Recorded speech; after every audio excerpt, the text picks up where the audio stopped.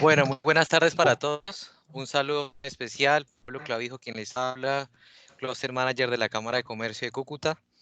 El día de hoy, desde las mesas del sector de la salud, en esta nueva iniciativa o digamos nueva dinámica que hemos creado desde el 7 de abril, que iniciamos este proceso, el día de hoy el objetivo o el espacio será enfocado en conversar sobre la oftalmología en nuestro departamento, en Norte de Santander. Vamos a conversar sobre esas patologías más comunes que afectan a las personas. Una de ellas es el tema de la catarata, que son consideraciones que sin duda debemos tener en cuenta, resaltar y hacer visibles para nuestro tejido empresarial, cómo sería ese tratamiento en nuestra región. Pero antes de entrar en materia, yo quiero explicarles la metodología que vamos a usar. Queremos que para asegurar la totalidad del contenido de este espacio, quiero explicarles a todos ustedes participantes que durante el tiempo que tenemos establecido, solo permitiremos pequeñas interrupciones como si se puede repetir esa parte, si no se oye bien, si no se ve el contenido de la pantalla, en dado caso de que nuestro especialista esté proyectando la presentación. Y el resto de dudas o preguntas las resolveremos a final de la sesión de nuestros especialistas, ¿sí? Las preguntas, dudas o inquietudes que ustedes tengan, agradecemos nos la manifiesten a través del chat y su correo, por si en dado caso no logramos responderla en el tiempo que tenemos determinado, con seguridad le enviaremos la respuesta a su correo. La respuesta a esas preguntas trataremos que no se extienda en un tiempo máximo de 2 o 3 minutos y las manifestaremos en un orden cronológico tratando de que no se repitan, ¿sí? Para aquellos interesados en reforzar esta información, este webinar está siendo grabado y posteriormente va a ser posteado o digamos enlazado a la plataforma YouTube para que sea visible en cualquier momento, ¿sí? Y por último y no menos importante, les quiero agradecer a ustedes respetuosamente cerrar sus micrófonos y cámaras, ustedes participantes, para que podamos establecer una comunicación nítida, ¿sí? Sin más preámbulo, yo quiero ceder la palabra a nuestros especialistas, al doctor Gabriel Flores Echeverría, médico cirujano de la Pontificia Universidad Javeriana, oftalmólogo, especialista en cirugía de catarata de la Universidad del Rosario, eh, Fundación Oftalmológica Nacional, coordinador servicio de oftalmología de la Clínica Santana, director médico del Centro de Oftalmología Flores Lemus, miembro de la Sociedad Colombiana de Oftalmología y miembros de la Sociedad Latinoamericana de Cirujanos de Catarata y segmento anterior, docente universitario, y nuestro moderador, el doctor Marcel Quintero Contreras, cirujano general, su especialista en cirugía torácica, director científico en tórax, nortórax, máster en oncología torácica y docente universitario. Bienvenidos, doctores. Pablo, muy buena tarde. Muchas gracias por la oportunidad, muchas gracias por darle posibilidad a esta idea de que siga y que podamos seguir mostrándola a nuestro tejido empresarial, a nuestra comunidad, cada una de las fortalezas en el área de la salud que tiene el departamento. La Cámara, con sus más de 100 años, pues está este año innovando con este espacio en salud. Yo creo que es algo que tenemos que resaltar y que tenemos que seguir apoyando pues todo el gremio de la salud. Quiero contarles la experiencia que tuve hoy a raíz de estos meses en donde este sector salud se ha ido fortaleciendo debido a que ya inclusive hemos tenido oportunidad de participar en otros escenarios y se ha generado un nuevo escenario donde no conocíamos y todo ha sido gracias a esta plataforma o esta mesa de salud como es el Comité Universidad Estado Empresa. Pues estuvimos ahí esta mañana, pudimos compartir impresiones y creo que estamos construyendo mucho, Pablo, y oyentes hoy en el sector salud de la región. Tenemos muchas cosas por hacer y pues que sea este un buen ejemplo para seguir adelante. Hoy tengo un placer especial, personal. Yo creo que no puedo dejar de evitar presentar a Gabriel. Gabriel y yo tenemos mucha historia. Tuvimos la oportunidad por cosas de la vida de conocernos en nuestra formación médica. Nosotros somos compañeros, somos médicos graduados. La vida me llevó a que un norte santanderiano de Ocaña fuese a estudiar a la Javeriana y conociera a Gabriel como también norte santanderiano y puedo contarles que siempre estuve bien rodeado porque hicimos una buena representación de los norte santanderianos en ese año y en esa promoción.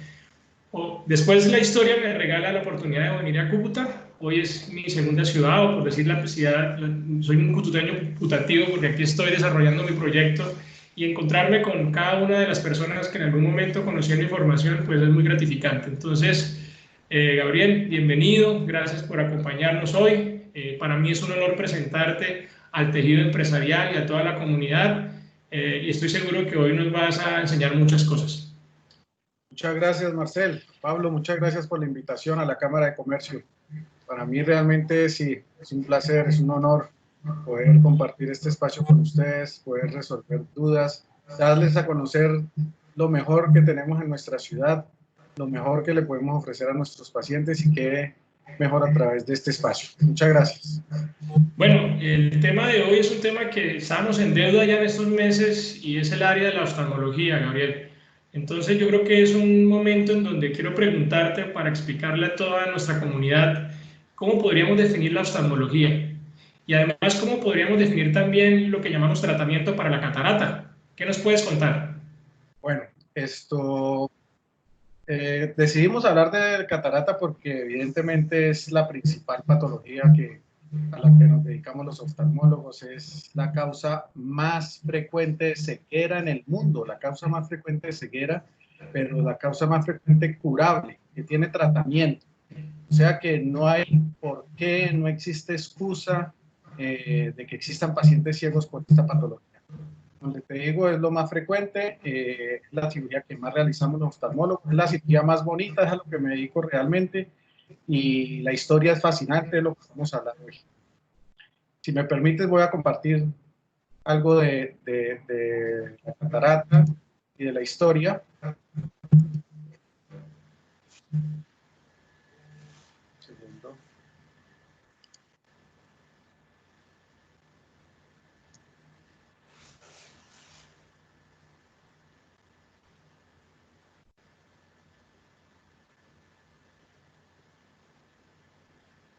Ok. ¿Sí me están viendo? Perfectamente, Gabriel, muy bien. Ok, mil gracias. Entonces, como les decía, vamos a hablar un poco de lo que es la historia de la cirugía de catarata, de lo que estamos haciendo actualmente, el presente, lo que hacemos en Cúcuta y el futuro, lo que se nos viene. Para hacerles una breve introducción sobre la oftalmología pues es la ciencia que estudia todas las enfermedades y patologías del ojo, viene del griego oftalmos, que significa ojo, y es la subespecialidad que no solamente estudia las enfermedades, sino también el tratamiento, ya sea médico o quirúrgico. Llámese ojo, todo lo que atañe a lo que es el globo ocular, la musculatura, el sistema lagrimal, los párpados, todo lo que tenga que ver con la visión realmente. Para entrar en materia, hay que explicarle a nuestro público, a quienes nos acompañan, qué es la catarata como tal. La catarata realmente es la opacidad del cristalino. Y el cristalino es este lente que está detrás de la pupila, que se encarga de dar el enfoque, de acomodar la visión, de que la visión sea nítida, ya sea para la visión lejana o la visión cercana. Y este término de catarata proviene del griego cataractes, que lo definían como algo que cae desde arriba, algo que cae y que no deja ver con claridad. Ahí les muestro algunas imágenes de lo que son las cataratas de diferentes modelos, blancas, verdes, que son las que nos vemos en nuestro medio. O sea, definitivamente, si uno tiene su ojo absolutamente tapado, como nos muestras en esa definición, pues creo que no hay que pensar más allá de que se bloquea completamente la visión. Entonces, queda absolutamente claro, Gabriel, la importancia de poder manejar esta patología, ¿no? Y sobre todo que veo que es un tema que escuchamos mucho. Tenemos familiares, tíos, personas que hablan mucho de que han tenido problemas relacionados con catarata y pues nos hablan de su tratamiento. ¿Cómo es la historia de esto, Gabriel, por favor? Sí, y afortunadamente la catarata pues es fácilmente diagnosticada no solamente por nosotros los oftalmólogos, sino que los médicos ya generales han recibido algún tipo de entrenamiento donde pueden diagnosticarla con la simple iluminación del ojo.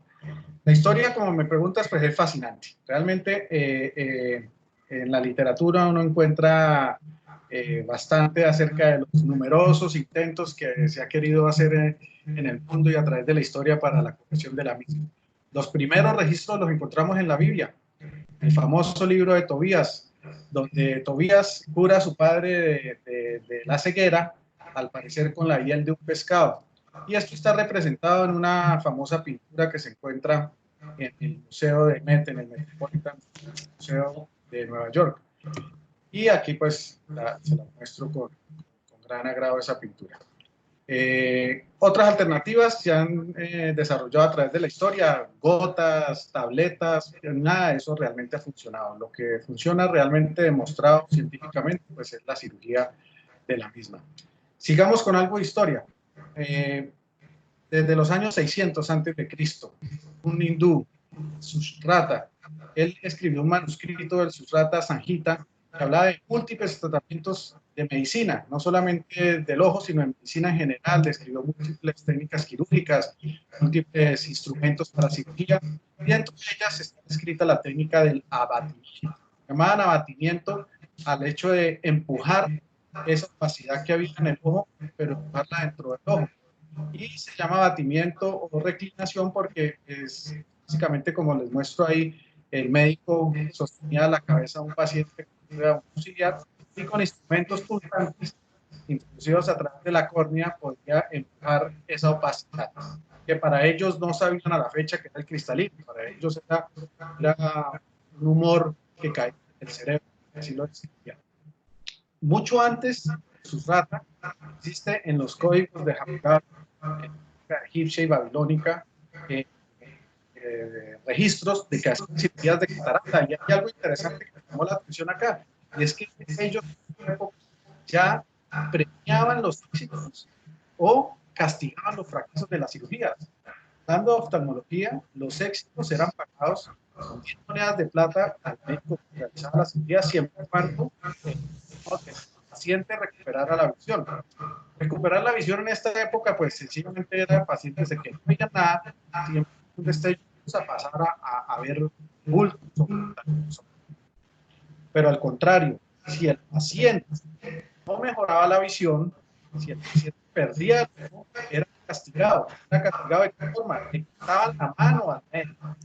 Y si en su defecto el paciente era un esclavo, el médico, además de salir con la mano cortada, tenía que devolverle un nuevo esclavo amo como parte de retribución. Mucho más atrás, en la época faraónica, ya había evidencias donde entraron en la tumba de Scar sobre cirugías de catarata, seguramente la técnica de abatimiento y utensilios que utilizaban en bronce, que pues era lo que se utilizaba en esa época. Esto fue lo que se hizo antes de Cristo. Pasando un poquito más aquí, después de Cristo, encontramos en el Tratado de Medicina de Celso, el famoso Tratado de Medicina, descrita la técnica como tal, como se había visto en los manuscritos anteriores, la técnica del abatimiento. Seguimos con que estaban empujando la catarata hacia atrás, hacia la parte del vitrio, digámoslo así, del ojo. Pero es que ellos consideraban que el cristalino, que era un órgano central de la visión, o sea, así lo consideraban, para ellos era inadmisible que ese cristalino se pudiera sacar, que fuera extraído del ojo, por eso siempre pensaron era en empujarlo y mantenerlo dentro del ojo. Como les dije, la catarata era considerada como un humor que se encontraba por delante del cristalino y que ese humor, que era un líquido que caía del cerebro, era lo que tapaba la visión.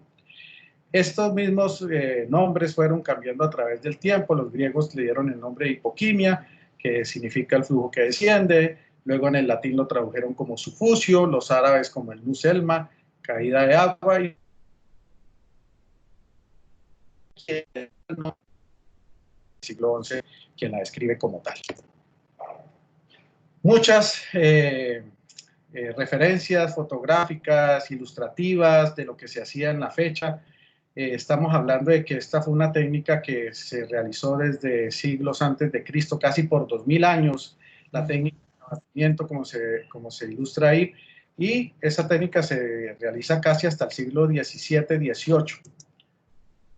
En el siglo XVI, Felix Plotter ya describe al cristalino como un órgano, como un componente óptico, o sea, ya no como un órgano central de la visión. O sea, ahí en ese momento ya dijeron, oiga, nosotros como que podemos prescindir del cristalino, como que no es un componente imprescindible como es el nervio óptico, como es la retina, sino que podemos hacer cirugías donde lo podemos extraer y que el paciente pueda obtener visión.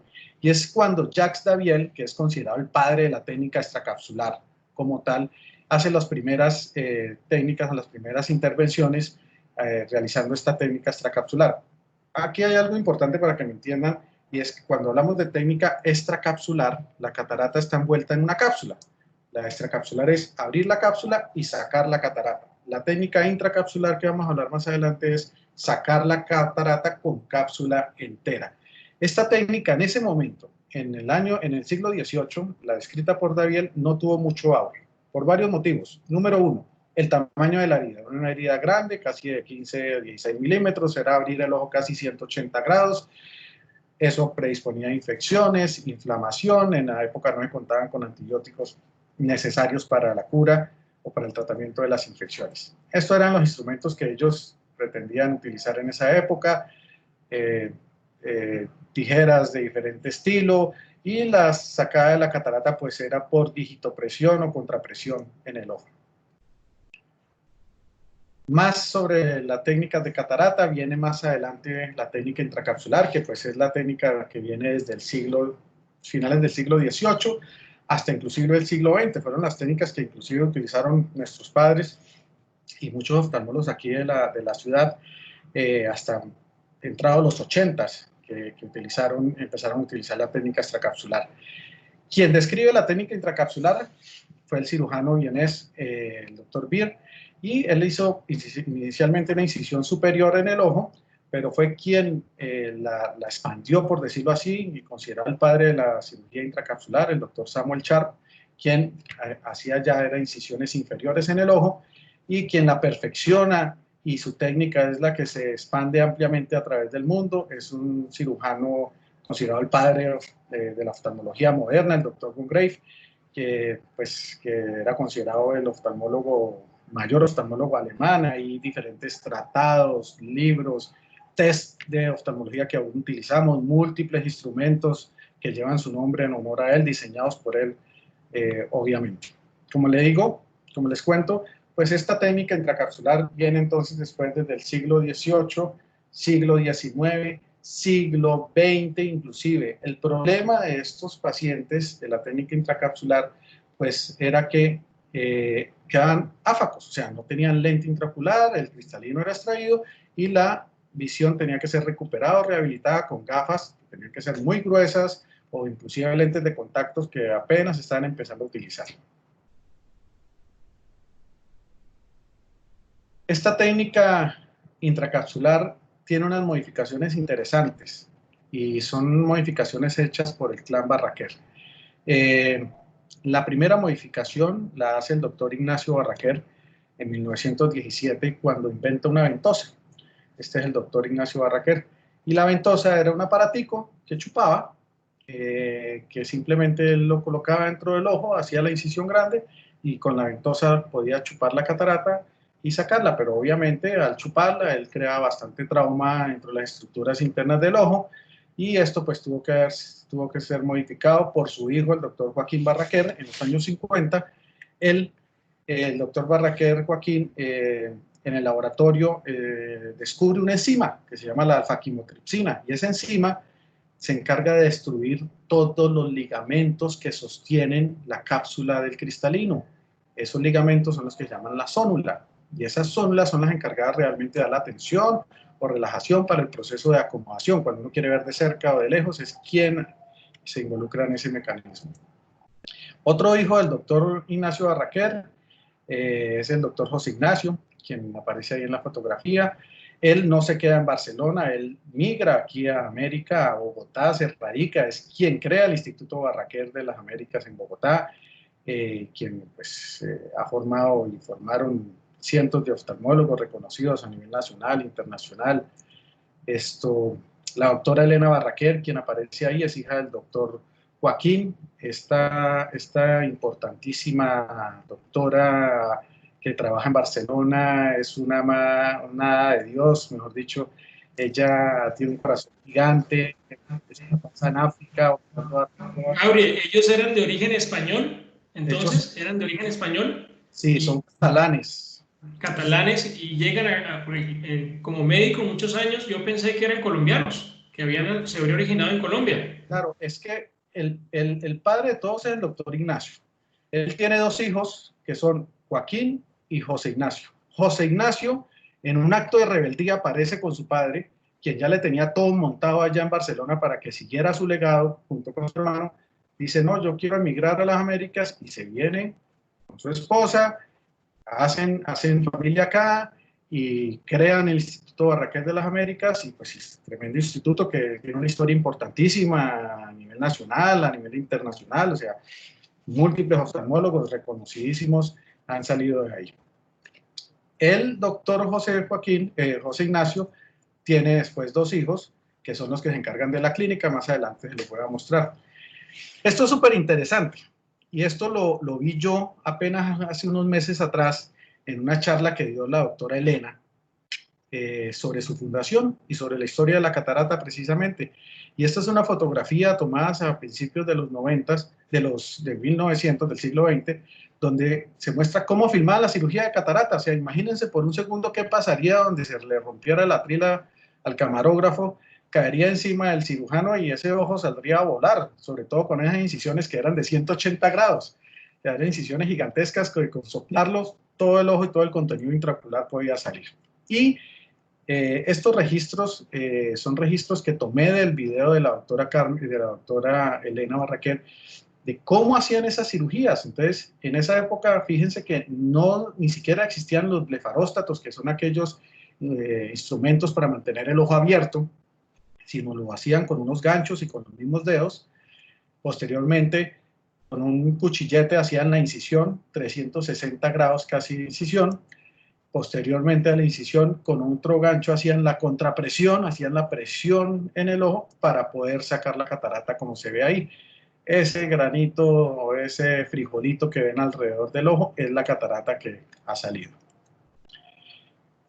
El doctor Joaquín, como les contaba en la historia, él se inventó la alfa-quimotripsina, y estos son videos también de la doctora Barraquer, donde se ve que ellos incidían 180 grados, incisiones gigantes, 13, 15 milímetros, a diferencia de las incisiones que usamos ahorita, que son de 2 milímetros.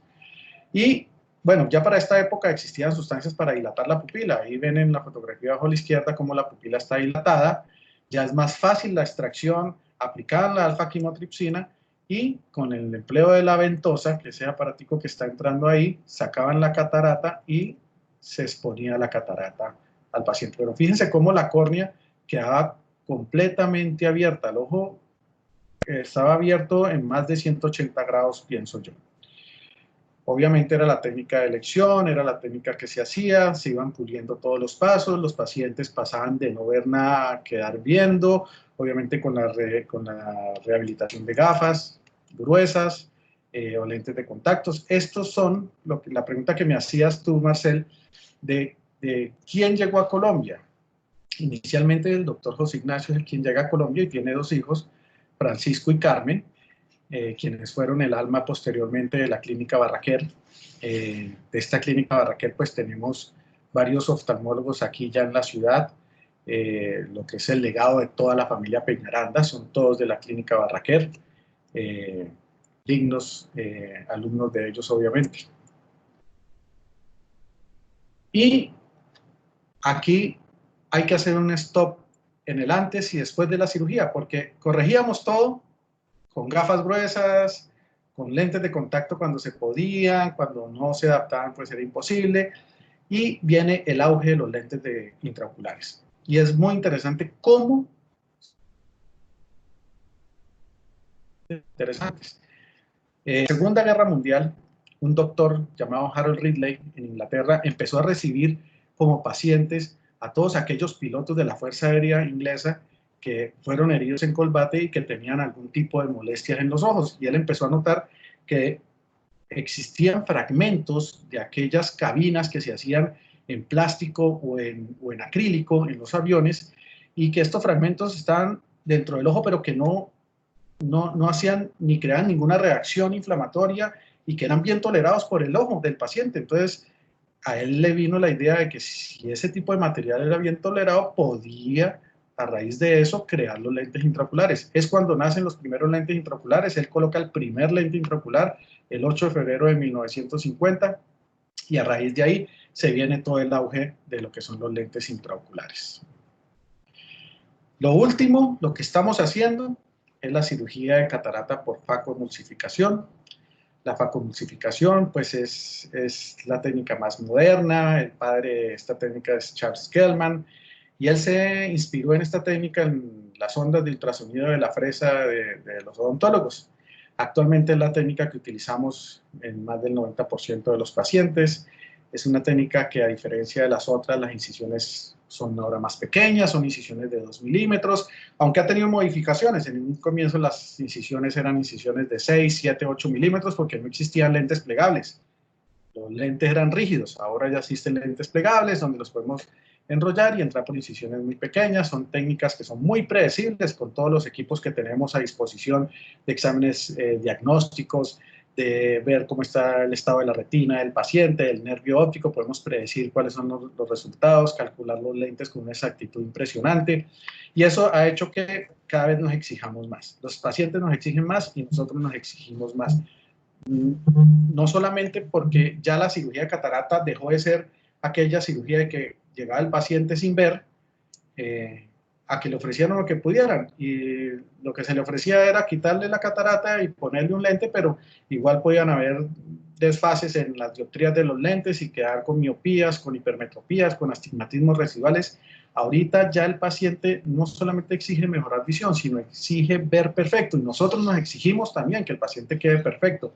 A todo eso venimos con toda la ola de equipos diagnósticos que contamos en la actualidad.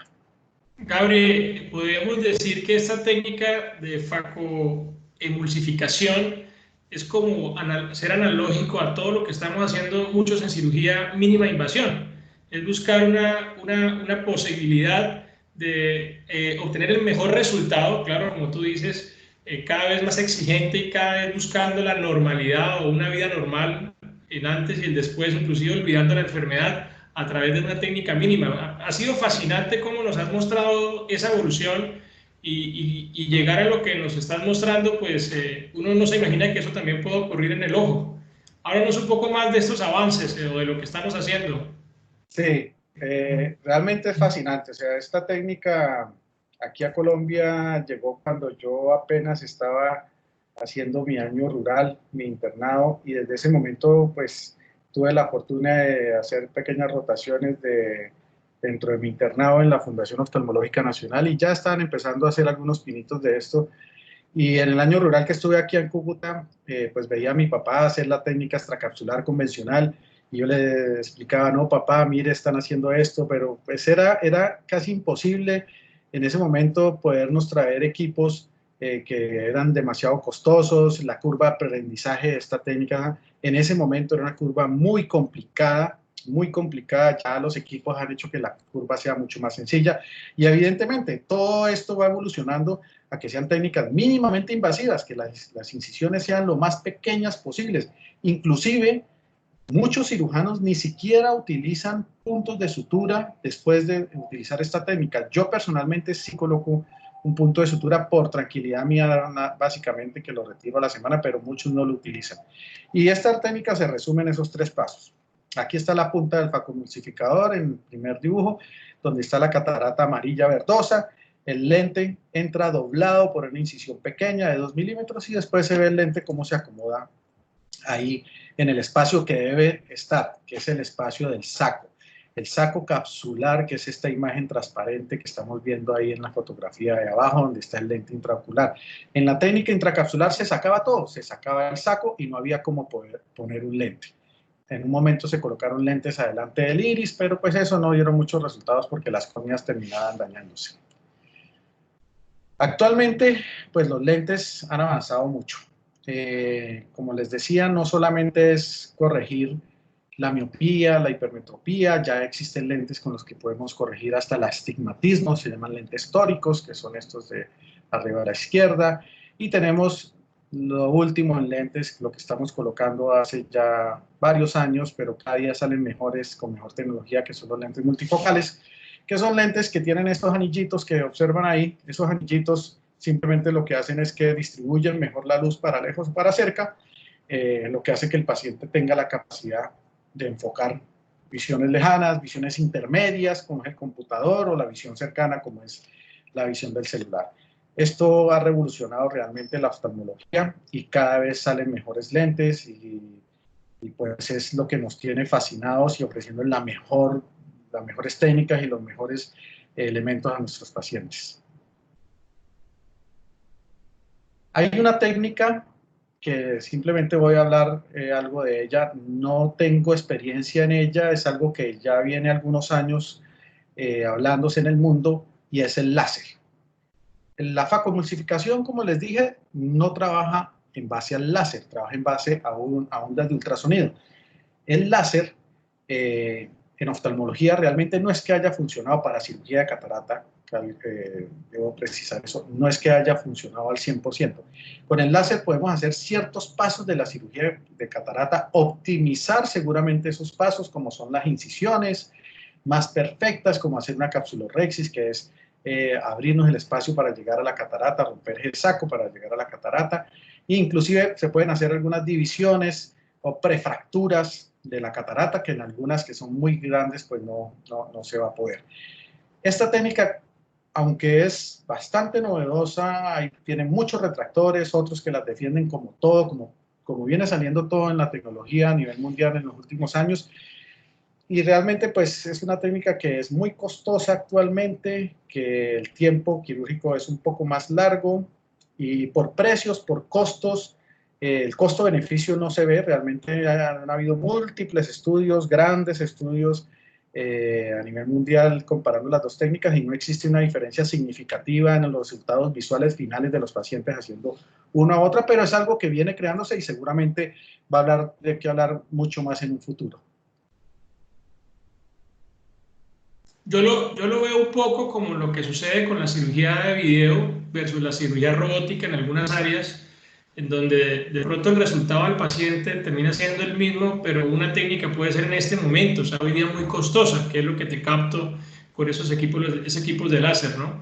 Pero también creo que nos dejas el mensaje claro de que la técnica que estás utilizando, que es la que se está utilizando en el mundo, pues al final termina siendo tan efectiva como la otra. Sí, exactamente. Lo importante son los resultados, y como te digo, esto tiene muchos fanáticos que la apoyan y otros que no, y se han hecho infinidad de estudios con infinidad de pacientes, y ahora en la actualidad no existe ningún estudio que muestre diferencias significativas como para uno tener que cambiar a la técnica o coayudarse, porque realmente esto es un coayudante en la técnica, no es un equipo que lo haga 100%. Para nosotros tener todos los resultados perfectos, no solamente es suficiente estar bien formado, las capacidades del cirujano, sino contar con una tecnología que cada día nos atropella mucho más, pero que nos ayuda a obtener los mejores resultados en los pacientes, que son los equipos de facomulsificación. Hay múltiples en el país, en el mundo. Depende también del cirujano y del equipo de su predilección. Todos los equipos de última generación son perfectos para mí. Los equipos para medir los lentes, cada día aparecen equipos con mejores software, con mejores fórmulas para cálculo de lentes intraoculares, para pacientes difíciles de calcular. Estos equipos nos dan una mano impresionante. Equipos que nos muestran la curvatura de la córnea o el mapa de la córnea, como son los topógrafos, que nos ayuda enormemente en el cálculo de estos lentes. Los tomógrafos que vienen saliendo desde algunos años para acá, que nos ayudan para evaluar el estado perfecto de la retina, de la mácula, de que no hayan enfermedades degenerativas. Todo esto el paciente y ofrecerle lo mejor que uno en cuestión de resultados. Yo quiero preguntarte algo, porque siempre, no sé por qué en los últimos años he sido un vecino muy cercano de tu sala de cirugía. Entonces, puedo confesarte que mucho de lo que me has explicado hoy, me imagino que muchos de los que nos están acompañando, pues ya tienen un poco más de claridad, y sí tenía de pronto la información que todo este tratamiento de catarata no tenía tantos avances o tenía esas nuevas técnicas tan mínimas que pues al final yo ya lo estoy entendiendo cuando me asomaba al vidrio de tu sala y veía esas técnicas tan pequeñas, pero no entendía muy bien qué estábamos haciendo. Pero puedo dar fe que se está haciendo acá y se está haciendo en las clínicas de la ciudad y pues en las mejores manos. ¿Cómo está el norte de Santander, Gabriel? ¿Qué está pasando en nuestro departamento? Nuestra historia, ¿qué tanto va conectada a eso que nos contabas desde la época antigua y después hablar un poco de cómo nace la oftalmología en Colombia? Y te escuché en algunos momentos que hablabas de tu papá, que hablabas de varios oftalmólogos que conocemos muy reconocidos aquí en la región. Cuéntanos algo de la historia, cuéntanos algo de cómo estamos en el departamento en tu especialidad. Sí, es importante, y esto pues es de orgullo para mí y para muchos de los oftalmólogos de la región, en que hay un factor común en muchos de nosotros, y es que esto viene siendo algo de generaciones, de familias. Somos muchas las familias involucradas en esto: los Peñaranda, los Flores, está el doctor Superlano, que su hijo también está estudiando oftalmología, están los doctores Gutiérrez, está el doctor Vargas con su hijo también, que es oftalmólogo. O sea, viene siendo un legado de familias que es importante para el arraigo, y eso es como lo más bonito, que hemos tenido arraigo en la región, en el departamento, hemos creído en nosotros, seguimos pujando, seguimos trabajando todos. Puede ser que por aparte, pero con un bien común, que es el bienestar de la salud visual de los norte santanderianos. Hay algo interesante, y en esto me ayudaron algunos oftalmólogos a clarificar mis conceptos. ¿Quiénes fueron los primeros que llegaron? Los primeros en llegar aquí a Cúcuta son el doctor Carlos Vera Villamizar, el doctor Alirio Sánchez, el doctor Mario Díaz Rueda y el doctor Musa Brahim. El doctor Musa Brahim, hermano del doctor Carlos Brahim y padre de la doctora Nelly Brahim, que trabaja con nosotros afortunadamente. Aquí hay fotografías del doctor Musa, de su hija, la doctora Nelly, como les decía, que trabaja con nosotros hace varios años en el consultorio, una gran persona, profesional, ser humano, increíble. Luego llega el doctor Carlos Luis Peñaranda, el papá de todos los Peñaranda. Él forma la clínica oftalmológica Peñaranda, son legados de toda la tradición de los Barraquer. Y después de que llega el doctor Carlos Luis, pues llega su hijo, el doctor Carlos Iván. Él tiene 3 hijos oftalmólogos, que son el doctor Carlos Iván, el doctor Jairo, que vive en Ocaña y pues se encarga de la oftalmología allá, junto con otros oftalmólogos, y la doctora Alba Cristina, que trabaja precisamente en el Instituto Barraquer en Bogotá. Pues el doctor Carlos Iván debe estar feliz, tiene a sus 2 hijos acá trabajando de la mano con él. Qué maravilla, Carlos Felipe y Marcela, que llegaron hace poco y pues llegan a fortalecer su institución. Posteriormente llega el doctor Ramiro Vargas, que como les digo, también su hijo es oftalmólogo, glaucomatólogo, trabaja en la clínica Peñaranda, gran persona y ser humano. Llega mi papá después, junto con Carlos Brahim y Jorge Uribe, y a ellos los tengo en esta lista aparte porque ellos crean el primer instituto de investigaciones oftalmológicas en los 80, cuando salen los láseres, para la retina principalmente, cuando salen los campos visuales, los campímetros, traen ciertos tipos de instrumentos para ayudas diagnósticas que a la fecha pues, no existían acá. Ya todas las clínicas los contamos con ellos. Y algo en particular es que tanto el doctor Jorge Uribe como mi papá, Gabriel Flores Lemus, ellos son alumnos del doctor Álvaro Rodríguez González. Aquí quiero hacer un punto y aparte, porque el doctor Álvaro Rodríguez González es otro de los patriarcas de la oftalmología, no solamente a nivel nacional, sino a nivel internacional. Él es una persona que fue médico de la Universidad Nacional. En los años 50 migró hacia Estados Unidos, se hizo oftalmólogo en el Moorfields Hospital, hizo retina en varios hospitales en Estados Unidos, alumno de Skepens, trabajó en el Massachusetts Amir, trabajó en el Infirmary de Nueva York, y pues fue quien creó y formó a muchos de los oftalmólogos que hay actualmente en el país. El mayor legado de él fue crear la Fundación Oftalmológica Nacional en Bogotá, de donde somos alumnos también varios de los que estamos aquí en Cúcuta. Entonces les cuento, mi papá llegó en el año 72, crea el Centro de Oftalmología Flores Lemus junto con sus hermanos, mis tíos Álvaro, Sergio, trabajan de la mano por muchos años, o sea, fueron referentes de la oftalmología aquí en Cúcuta por mucho tiempo. Y de la historia de los Flores Lemus, pues quedamos la doctora Silvia Carolina Pailache, mi prima, ella es una excelente oftalmóloga, retinóloga, una persona increíble con sus pacientes.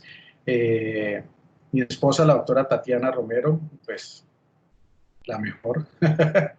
y yo, nosotros tenemos algo en común y es que todos fuimos formados en la Fundación Oftalmológica Nacional, somos alumnos del jefe, así llamamos todos los que fuimos alumnos del doctor Álvaro Rodríguez, el gran jefe, que desafortunadamente nos abandonó en el 2017. Un poco más, algunos registros fotográficos de lo que es el Centro de Oftalmología Flores Lemus, que no les había mostrado. Algo importante es la alianza que tenemos con la Clínica Santana. Como tú lo decías, Marcel, pues mi sala de cirugía está en la Clínica Santana, que es nuestro aliado número 1, donde cuidamos, obviamente, de que los pacientes estén en perfectas condiciones, donde si por algún motivo llega a suceder algo que no queremos en las condiciones generales del paciente, pues tenemos cómo solucionarlo de primera mano. Y pues hay que nombrar, obviamente, yo creo que es el instituto más grande que existe aquí en Cúcuta, por lo menos quien abarca la mayor parte de los oftalmólogos de la ciudad. La Clínica San Diego nace en el 2009, 2010, si no estoy mal. Es un grupo increíble de oftalmólogos, todos muy buenos, obviamente, todos los que nombro ahí. Y importante, pues que cuentan también con todas las especialidades. Están los doctores Gutiérrez, como les muestro ahí, es el doctor Álvaro Javier, retinólogo, alumnos del doctor Galvis, que es también otro de los papás de la oftalmología en Colombia, es ministro de Salud y uno de los que maneja la oftalmología en la región, Santander. Gabriel, entonces, viendo todo eso que nos muestras acá en Norte de Santander, los grupos, pues creo que tenemos una oferta muy valiosa en el área de la oftalmología, ¿no? Creo que conozco gran parte de los colegas que nos cuentas, pero viendo cada vez la presentación, pues siento que hay no solamente oftalmología en general, sino una oftalmología bastante especializada, ¿no? Gabriel, ¿cómo ha sido este proceso ya de trabajo a nivel local entre ustedes? ¿Cómo es el tema de constante actualización? Porque creo que para todos es importante que cuando uno ve un grupo de especialistas como el de ustedes, pues no duda de que el nivel de actualización es permanente y eso nos debe dar mucha seguridad a los futuros pacientes que van a tener como nosotros. Sí, pues básicamente en Cúcuta son las 3 clínicas de oftalmología. Nosotros, pues, por ser una ciudad intermedia, pues tenemos que estar en constante entrenamiento, asistiendo a los diferentes congresos, cursos, seminarios. Ahorita esta pandemia nos ha enseñado de pronto que no hay que viajar tanto, que la web nos ha facilitado el conocimiento y creo que es en la época donde más hemos tenido que estudiar y aprovechar el tiempo, porque si hay algo a lo que se le ha sacado provecho en estos momentos es a todas aquellas charlas online que se han podido dar. Inclusive teníamos el Congreso Mundial de Oftalmología en Sudáfrica ahorita a finales de junio, y todo el congreso fue online, en perfectas condiciones. Me encantó porque uno no hay necesidad de perderse una charla por escoger otra. Entonces, somos un grupo bastante amplio aquí en la ciudad, somos más de 25 oftalmólogos, todos en constante actualización. Hemos traído anualmente o cada 6 meses viene gente importante a refrescarnos, a mostrarnos qué nuevas técnicas hay. Y pues básicamente sí, somos un grupo pues unido que nos reunimos en torno a la parte a la parte de la academia. Es importante pues destacar todos los cursos donde seguramente nos encontramos en diferentes ocasiones. Aquí fotografías con el doctor Francisco Rodríguez, el hijo del jefe, el doctor Álvaro, ahora director de la Fundación Oftalmológica Nacional. Asistir a los congresos pues le da a uno la facilidad, la satisfacción de conocer grandes oftalmólogos a nivel mundial, de talla mundial. Aquí estamos con el doctor Aikamet, este doctor mechudo que ustedes ven ahí, como lo ven, es el doctor, yo creo que más importante o de los más importantes que hay ahorita a nivel mundial en oftalmología, en la parte de segmento anterior y glaucoma. Encontrarse con compañeros, profesores de diferentes instituciones, todos que pujan con un bien común, y es la salud visual de Colombia. Realmente para eso es la academia, para formarnos, para podernos instruir un poco más. Gabriel, de nuestro curso de medicina, ¿cuántos colegas tienes de oftalmología que puedas recordar? Somos 4 oftalmólogos. Somos Luis Fernández de Castro, Lucho, que vive en Miami. Está Waldir Neira, que vive en Estocolmo. Está María Andrea Umaña, que vive en México. Estoy yo y se me escapa María Isabel Buitrago. Somos 5. Claro que sí, no, pues imagínate, promoción 96. Promoción 96, 25 años. Javeriana, y bueno, ver todo ese proceso de hoy 2020 acá con todo lo que nos cuentas, pues fantástico. Bueno, yo creo que hay una pregunta y tú lo acabas de plantear en la imagen, que es de rigor, y es, ¿qué nos puedes hablar sobre oftalmología y COVID, ahora en un tema de pandemia, enfocado primero a los pacientes? ¿Qué manifestaciones? ¿Hay alguna signo de alarma, de alerta para los pacientes que con todo este tema de angustia y desinformación e información pues podríamos transmitirle? Y al mismo tiempo, ¿cómo está haciendo tu trabajo? ¿Cómo lo están haciendo tu equipo de trabajo para darle seguridad al paciente y para que ustedes también estén muy seguros? Sí, pues primero, el COVID pues es la realidad que estamos viviendo en este momento. Hay una historia del COVID con oftalmología y es del doctor Li Wenliang, este médico oftalmólogo de la ciudad de Wuhan, quien fue protagonista en la historia del COVID. Él fue el médico que alertó a sus compañeros, a la comunidad, de la existencia de un nuevo coronavirus que había en la región. Ya fue llamado, fue medio sancionado por su gobierno. Finalmente adquirió el contagio y desafortunadamente murió en febrero de este año. Entonces, un homenaje a él también, importante, el doctor Wuhan, el doctor Wenliang. En oftalmología, el COVID tiene las manifestaciones de una conjuntivitis viral, las mismas manifestaciones. O sea, pacientes con ojo rojo, ardor, que les llora el ojo, o sea, el lagrimeo, algo de fotofobia, son los principales signos que hay en el ojo de un paciente que tenga COVID. Obviamente estos signos de estos pacientes, lo que se ha visto en los diferentes estudios es que no es de los signos principales en los pacientes con COVID, se ha visto más que son signos en pacientes que tienen una enfermedad avanzada del COVID. Sin embargo, es importante tener presente que nosotros, como gremio de la oftalmología, estamos en un altísimo riesgo de infección por la cercanía en el examen con el paciente. Nosotros examinamos al paciente en la lámpara de hendidura y nos sentamos a una distancia que no es mayor a 40, 50 centímetros.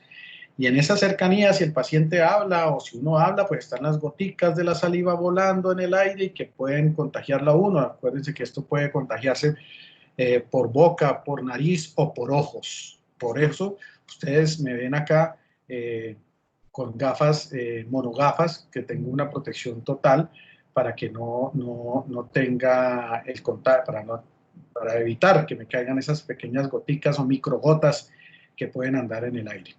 Tengo otras gafas que tienen una protección adicional, como muestro ahí abajo. Protecciones que le he puesto a la lámpara de hendidura, como unos acrílicos que me proveen es una barrera entre el paciente y yo para que en el momento de que esas goticas estén volando, tratar de frenarlas lo más posible. Realmente la Sociedad Colombiana de Oftalmología hizo un trabajo muy importante, los gremios, el ministerio, en todas las medidas de protección, en todos los protocolos de bioseguridad. De eso tuvimos bastante tiempo, o sea, realmente esa cuarentena obligatoria que tuvimos y ese aislamiento obligatorio nos sirvió fue para esto, para aprender, para prepararnos y para poder en este momento atender pacientes en una forma pues más segura. ¿Qué otros implementos se han tenido en cuanto a oftalmología? Está la telemedicina, que realmente en Colombia no funciona muy bien, no creo que funcione bien porque depende del tipo de pacientes. Si nosotros tenemos pacientes que no tienen buen acceso a internet, pues no va a funcionar bien. La teleorientación es más como el llamado al paciente por teléfono, orientarlo si debe asistir ya o si puede demorarse un tiempo. Y pues obviamente todos los elementos de protección personal. O sea, esto es lo que realmente tenemos en este momento con el COVID, diferentes aislantes en los campos quirúrgicos y pues seguir los protocolos de bioseguridad. Ahí está el secreto. Mientras uno siga los protocolos. Me uno y te felicito primero por ser tan claro. Creo que podrías, no sé, retroceder la imagen anterior porque es importante que la comunidad conozca los síntomas que uno debe pues estar alerta, ¿no? Creo que en este momento todos tenemos que tener claro el escenario, es un escenario difícil. Nos estamos enfrentando a una, digo yo, competencia informativa, pero lo que tenemos es que unirnos. Tal vez apoyarnos en las personas que conocen los temas y trabajar en común y no como a veces siento que estamos como atacándonos en todos los frentes políticos, medios de comunicación, médicos, y dentro de los médicos nos estamos también como retando mucho. Yo creo que pues es un buen momento para invitarlos a todos a que seguramente unidos pues vamos a salir adelante en esta situación difícil para todos, porque eso ha sido para todos. Gracias por darnos estas recomendaciones del ojo rojo, el ardor, lagrimeo y fotofobia. Yo creo que es importante porque no podemos solo centrarnos en la parte respiratoria o no solo centrarnos en la dificultad, sino hay una cantidad de síntomas que nos deben alertar y sobre todo entender que la responsabilidad es de todos y más el que pueda ser positivo y no lo siente o no lo sabe. Entonces ahí es donde debemos cuidarnos. Gabriel, ¿qué podemos esperar hoy en día?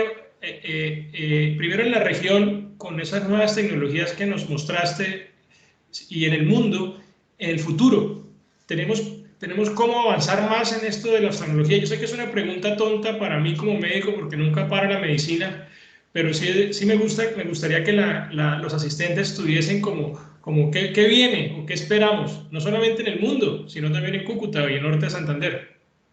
Sí. En este momento, pues hay varios temas que se están trabajando en el futuro. De pronto, obviamente, lo que está en auge en todas las ramas de la medicina es la inteligencia artificial. Y yo creería, sin temor a equivocarme, que donde más se ha aplicado la inteligencia artificial es en la parte de oftalmología.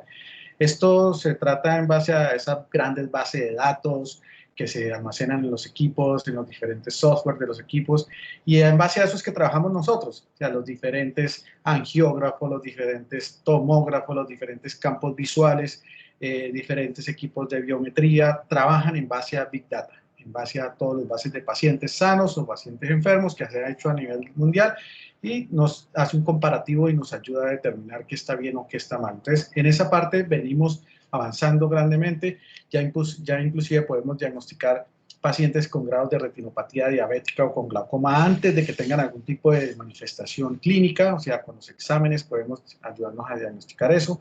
Hay algo que llegó ya hace un par de años y creo que hace parte de lo que podría convertirse en algo de seguridad en este momento para la cirugía de oftalmológica, que es la cirugía en 3D.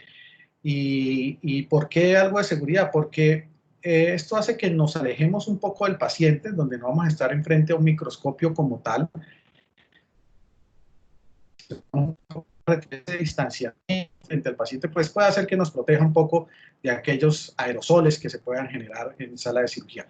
Afortunadamente, más del 95% de las cirugías que hacemos en oftalmología se hacen con anestesia local o local sedativa, no tenemos que dormir pacientes, es muy raro el paciente que tengamos que hacer bajo anestesia general, o sea, niños, ancianos de pronto que no nos colaboren, pero son porcentajes muy reducidos a los cuales tenemos que practicarles con anestesia general, lo que es una tranquilidad realmente para nosotros por esa falta de generación de aerosoles.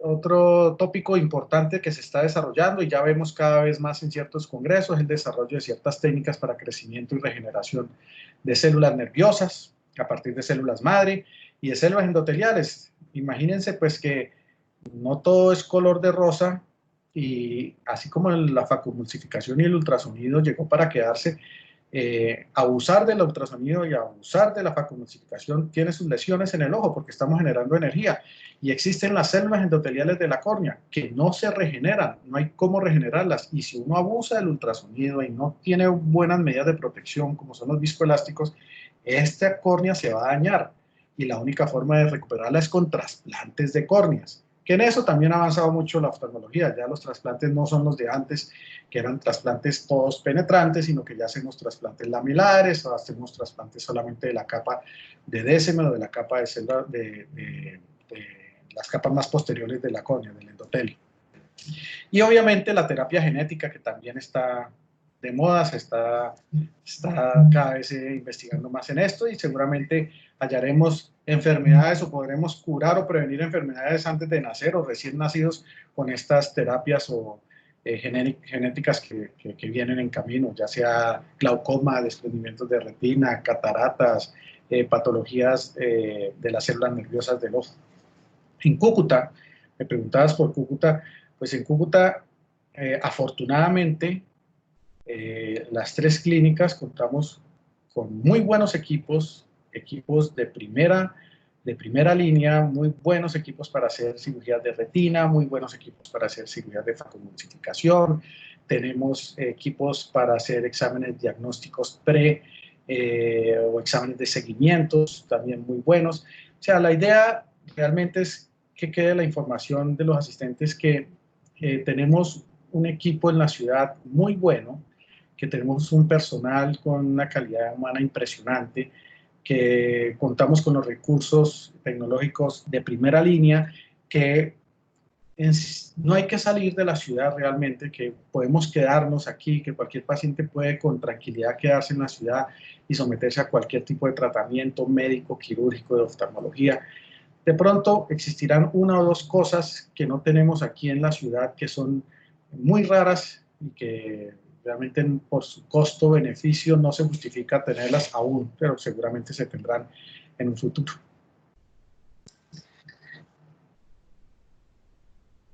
Bueno, no, pues yo tengo que compartirte 2 cosas. Primero, que viendo esa foto tan bonita de tu familia y de Tati, que también te mando un saludo especial porque te tengo gran cariño y aprecio, y a tus hijas ni se diga, siento que ustedes como especialidad tienen un buen ejemplo de legado y lo he visto no solamente por la historia de los doctores que tal vez llegaron a traer a Colombia la oftalmología, sino también de los oftalmólogos del norte de Santander. Siempre para nosotros los médicos tenemos esa sensación de que alguno de nuestros hijos va a ser médico y no sabemos si se va a dedicar a lo que nosotros hacemos, ¿no?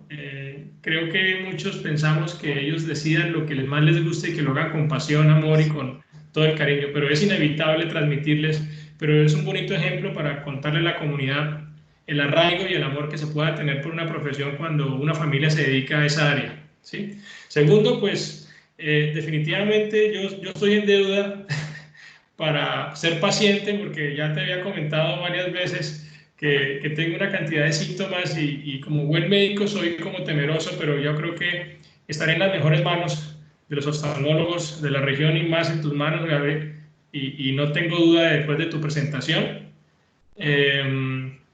Creo que sos muy claro en el tema, en que tenemos todos los recursos acá para poder hacer las cosas de la mejor forma. Creo que tenemos varias preguntas. Yo invito a Pablo, por favor, para que las modere. Son preguntas muy interesantes. Sí, claro, doctor. Pues tenemos varias preguntas. Claro, Una, una de ellas nos manifiesta lo siguiente, doctor Gabriel. El señor Carlos Serpa nos dice que él utiliza lentes de contacto para la miopía. Eh, la pregunta va enfocada en si es un mito o una realidad que el uso de estas lentillas causan esas cataratas. No, el uso de lentes de contacto no produce cataratas. El factor de riesgo de él el desarrollo de catarata es la miopía, que es un factor de riesgo para la formación de cataratas. Y no sé qué edad tenga el señor don Carlos, pero la catarata, la principal causa es la catarata senil, que se presenta después de los 60 años, aunque actualmente nosotros vemos pacientes con cataratas de 25, de 30, de 40, de 45 años, o sea, gente más joven cada día se ve más, seguramente por rayos ultravioletas, por el tipo de tratamiento, de trabajo que tengan muchos de ellos. Pero no es un factor de riesgo para hacer catarata. Gracias, doctor. Yo creo que otra de las preguntas que nos hacía Marta Parra era de que siempre ha escuchado que las cataratas se presentan en adultos mayores, pero yo creo que la respuesta que estabas dando en estos momentos también responde a esta pregunta, que es si se presentaba en jóvenes o niños. Ya creo que nos das un poco, pues no sé si puedas ampliar un poco la respuesta en cuanto a esta pregunta de que si Sí, se da solo en adultos mayores o también en jóvenes o niños. no, Marta, existen cataratas congénitas, existen cataratas por defectos genéticos, donde los niños nacen con ellas y hay que operarlas tan pronto como uno las diagnostica, ojalá dentro de los primeros meses de edad. Existen cataratas infantiles, existen cataratas juveniles, como les decía, preseniles, seniles, y el otro grupo de cataratas son las asociadas a enfermedades como la diabetes, o enfermedades degenerativas que la producen o otro tipo de anomalías en el cuerpo. Pero lo más frecuente sí son obviamente las seniles. Ah, perfecto, doctor. Muchas gracias. Tenemos una última pregunta que nos la hace Isabel Capacho. Va enfocada a un caso particular, un caso de familiar, digamos, del padre de ella. Nos pregunta, ¿el tiempo promedio de la operación de cataratas cuál es? ¿Por qué lo pregunta? Lo habla específicamente por el caso de su padre, donde tiene un ojo más avanzado con cataratas que el otro. Ella pues tiene la inquietud, pues quiere saber si le recomendamos realizar la operación al tiempo o es mejor dejar un tiempo para realizar la operación por separado. Ok, o sea, aquí uno puede interpretar eso, como me lo estás diciendo, el tiempo o la prontitud con que ella se opera. O sea, son dos cosas diferentes. Las cataratas en tiempos atrás, en la historia, cuando se hacían las técnicas extracapsulares, cuando la recuperación visual no era la mejor, se utilizaba el término de maduración. Deje que madure la catarata. Ese término maduración es un término que es obsoleto, que ya no se usa, porque nosotros realmente operamos cataratas en el momento en que el paciente sienta el déficit y que no sea corregido con gafas, que sienta déficit no solamente de la visión, sino de la sensibilidad del contraste, que la calidad de la visión también se vea afectada, no solamente la cantidad. Normalmente operamos un ojo y el otro ojo lo podemos operar a los 2, 3, 4 días, al mes, todo depende cómo esté la catarata. Yo particularmente no soy amigo de operar cataratas en forma bilateralmente.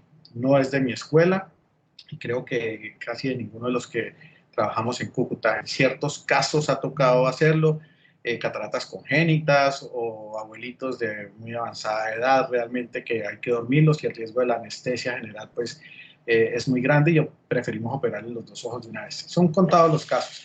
No existe un tiempo límite. Realmente apenas está el diagnóstico de catarata y está afectando la visión, podemos hacerlo y con diferencias de 1, 2, 3 días, no importa.